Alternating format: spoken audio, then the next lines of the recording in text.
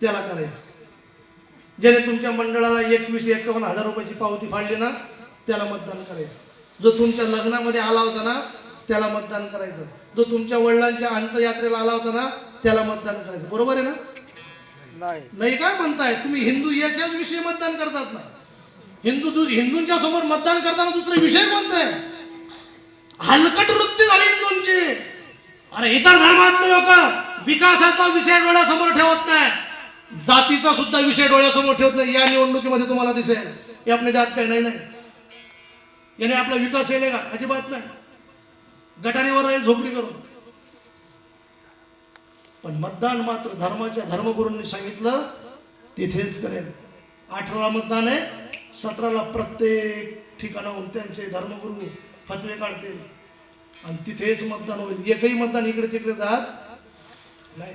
पण आपली हलकट अवलाद आपण मतदान करताना विचार करतो नाही नाही नाही तो माणूस चांगला आहे, माझ्या लग्नाला आला होता त्यालाच मतदान करावं लागेल.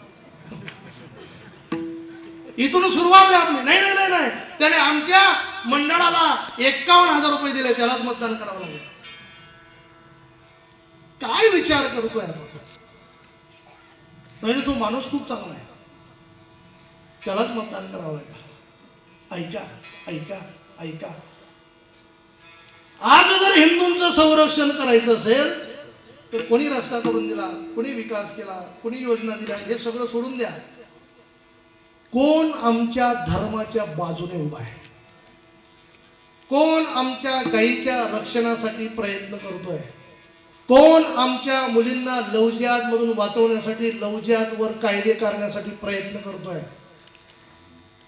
कोण आमच्या धर्माच्या रक्षणासाठी प्रयत्न करतोय? कोण आमच्या रामाचा सन्मान करतोय? त्यालाच मतदान करा, त्यालाच करा. कोणी असू द्या, हिंदुत्वाच्या बाजूने दगड जरी उभा केला तरी त्याला मतदान करा.